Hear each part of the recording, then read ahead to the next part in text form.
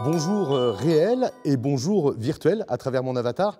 Nous sommes ici au centre à Vierzon en compagnie de David, cofondateur de cette entreprise. Est-ce que vous pouvez nous expliquer quel est le concept? Le centre, c'est un lieu physique et un pendant virtuel qui a pour objectif de diffuser la culture sous ses nouvelles formes. Également présents virtuellement, Vanessa et Joël, autres cofondateurs du centre. Donc, je suis actuellement à Montpellier, d'où je travaille très régulièrement avec toute l'équipe du centre qui est à Vierzon ou partout ailleurs. Donc, je travaille régulièrement dans la réalité virtuelle, mais je suis physiquement en ce moment à Montpellier. Nous nous voyons sous forme de ce qu'on appelle un avatar. Évidemment, dans la vraie vie, je n'ai pas exactement ce visage-là, mais cet avatar me permet d'avoir une consistance, d'avoir une matière qui me permet de travailler ou de visiter des lieux en réalité virtuelle. Aux côtés de Vanessa, sur le canapé, Joël, lui, se trouve à Perpignan. Il nous explique le sens de cette double dimension.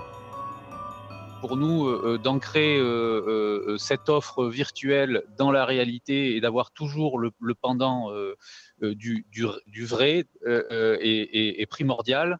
Et ça va nous permettre d'étendre cette expérience dans le monde virtuel, mais on peut tout à fait imaginer aussi dans le monde physique. C'est-à-dire que vous pourrez, dans un musée, utiliser un casque et interagir avec des gens qui sont là ou qui ne sont pas là.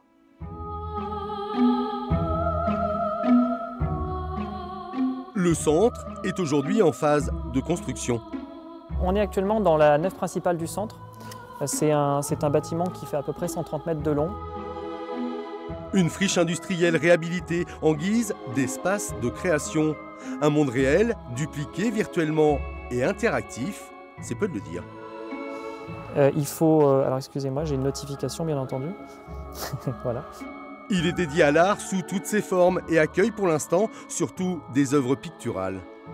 C'est une plateforme simplifiée, c'est-à-dire qu'on a des outils qui permettent à chacun, à un curateur, à une personne qui gère une exposition, de gérer le monde virtuel sans passer par une équipe technique, sans avoir des compétences techniques. Une dizaine d'artistes travaillent dans ce double lieu de conception. Chacun peut y présenter son exposition, visible sur place ou à distance. À tel endroit, j'accroche telle œuvre, à tel endroit, j'ai un concert, à tel endroit, j'ai une vidéo. Voilà, dans le monde virtuel, je peux me déplacer et regarder, par exemple, une vidéo. Donc là, sur un de mes panneaux, j'ai un film qui tourne. Mais quelle sera la viabilité économique de ce concept, ouvert à tous?